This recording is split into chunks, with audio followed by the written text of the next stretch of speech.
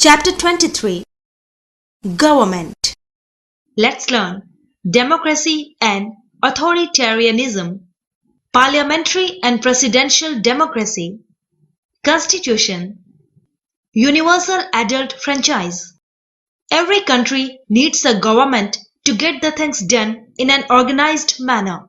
Government is the body that governs, makes laws, and has the power to enforce those laws. It makes and implements various rules and principles that help in running the country smoothly. The government is the most important component of a state, and its form determines the powers exercised by it. The organization that people set up to protect their communities and to enforce its rules is the government. Its functions are to build the infrastructure of the country, maintain law and order in the country, look after the welfare of the people by providing education, health services, public utilities, etc., frame laws and govern the country according to the laws of the land, provide assistance to the people affected by natural disasters such as earthquakes, floods, etc., protect the boundaries of the country and maintain peaceful relations with other countries. India is a sovereign, secular and democratic republic with a parliamentary system of government. The union government consists of three organs: executive, legislature and judiciary. The government is the political system which governs or administers a state or a country. Info Hive.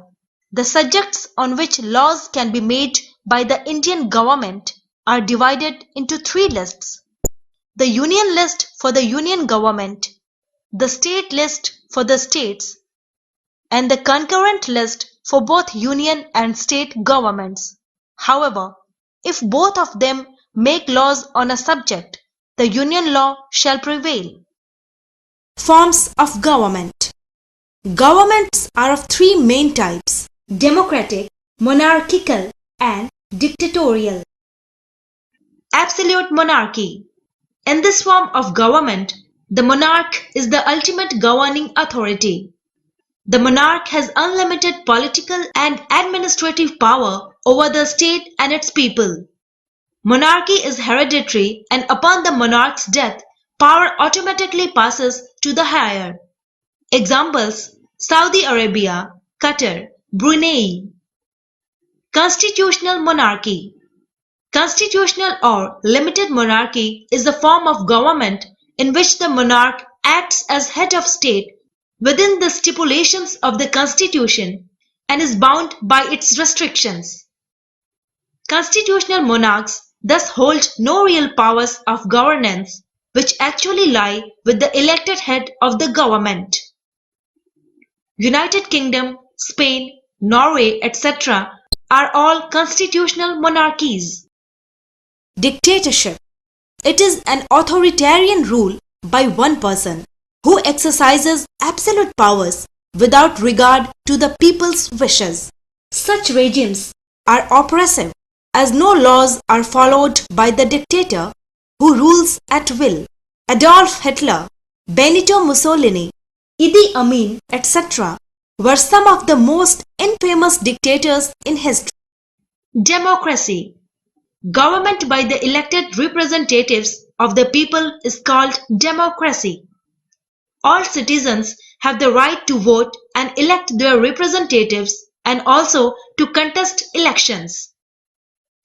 The chosen representatives form the state's legislature, and in the parliamentary democracy, its executive. The government is answerable to the people and can be voted out if it does not perform up to their expectations. Democracy is today considered to be the best form of governance. Democracy and authoritarianism. On the basis of the place of an individual in the state and his rights and liberties, a government can be democratic or authoritarian. A democratic government is almost opposite to an authoritarian government. In a democracy, the government is elected by the people. The word democracy is derived from two Greek terms, demos and kratos. These two words together mean authority of the people.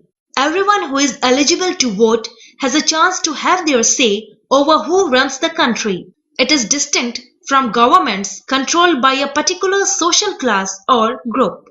India, United States, United Kingdom, etc. are examples of democratic government.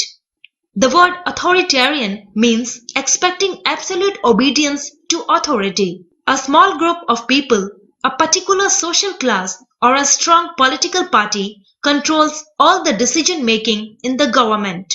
An authoritarian government holds the power by force and it cannot be changed by the people. A democratic government is answerable to the people for all its actions, but an authoritarian government is not. Authority, obedience and order play an important role. North Korea and Belarus are examples of authoritarian government. Parliamentary and presidential democracy.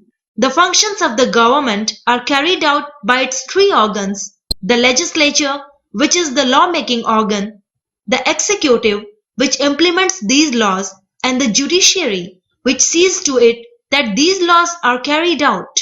Whether a government is parliamentary or presidential depends on the types of relations between the legislature and the executive. In the parliamentary form, the executive is a part of the legislature and there is a fusion of powers.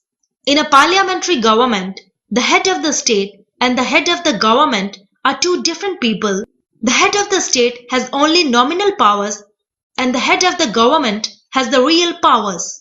In a presidential government, the president is the real executive. The real power is in the hands of an elected president who is not a member of the legislative body. In a parliamentary government, the head of the government is elected on the basis of the number of members the political parties have in the legislature. If a party has a clear majority in the legislature, the leader of that party becomes the prime minister. Sometimes, no party has a clear majority. In such cases, a number of parties may form a coalition to form the government. The executive in the parliamentary form is based on the support of the party in the legislature. The political party or a coalition of parties that has the majority in the legislature controls the executive. India and Britain are good examples of parliamentary form of government, while America and Brazil are good examples of presidential form of government. Brent Tickler. How do people tell the government what they want? Unitary and federal government. When there is only one government for the whole country, it is known as unitary form of government. The powers of the union government are absolute.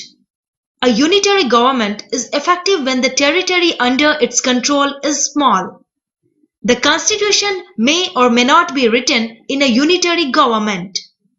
This form of government makes and also executes the laws. In a federal form of government, there is a distribution of power between the central and the state governments.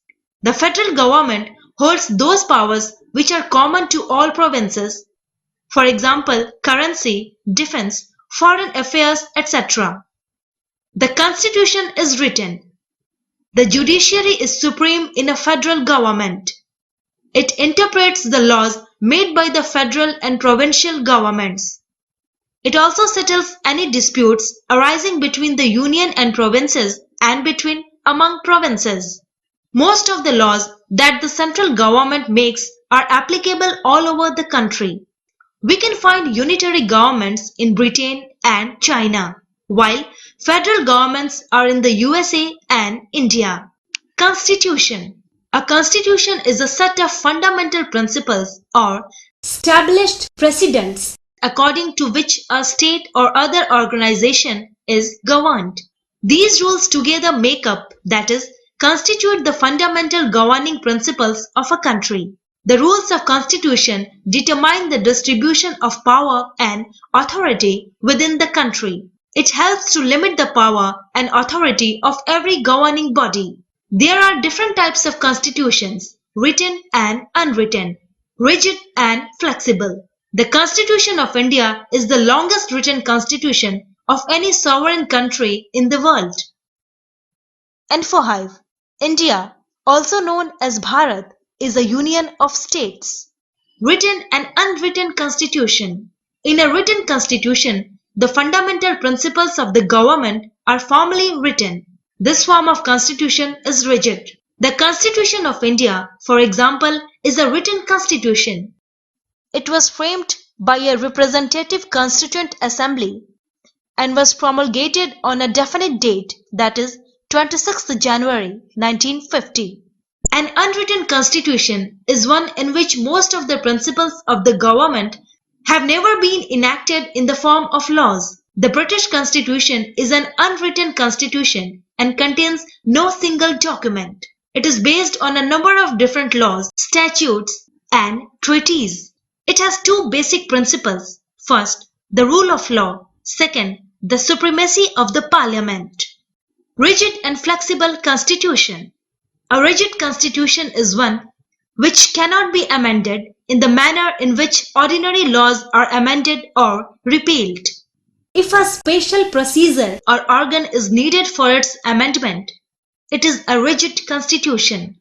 To make amendments in the constitution, specific procedures have to be followed.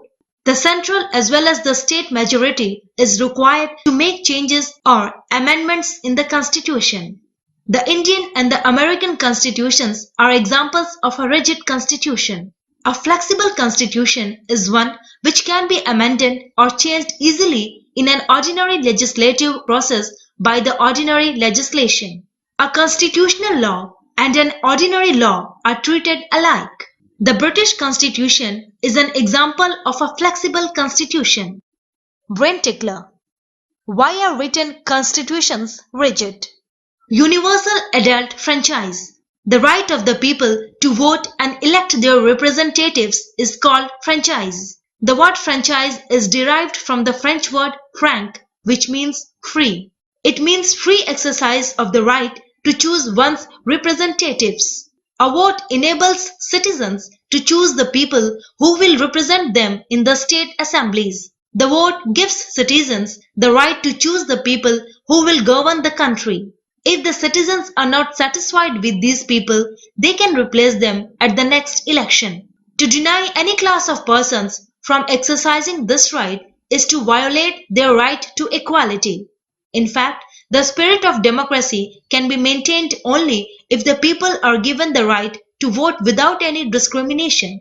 Adult franchise means that the right to vote should be given to all adult citizens without any discrimination. It is granted as a fundamental right, irrespective of race, ethnicity, class, or gender. This is also known as universal suffrage. In the past, many societies have denied people the right to vote on the basis of race or ethnicity. Many democratic systems had restricted this right to male franchise only, based on property, education, and other qualifications. India adopted the principle of universal adult franchise when the present constitution was implemented on 26 January 1950. Every adult who is 18 years old, irrespective of their religion, caste or education, is free to vote. Universal adult franchise is based on the concept of equality. Infohive. Saudi Arabia, the last major country that did not allow women to vote. But this changed in the 2015 municipal elections when women voted for the first time in the country's history. Life skills. Gaurav, did you vote? No, I was busy preparing for my cricket selections. You are above 18. You should vote. Your vote is your voice. That's fine. But what difference does it make if one person out of millions does not vote? Each vote counts. And what if everyone thinks like you? We all must vote for the best candidate so that our country develops and progresses.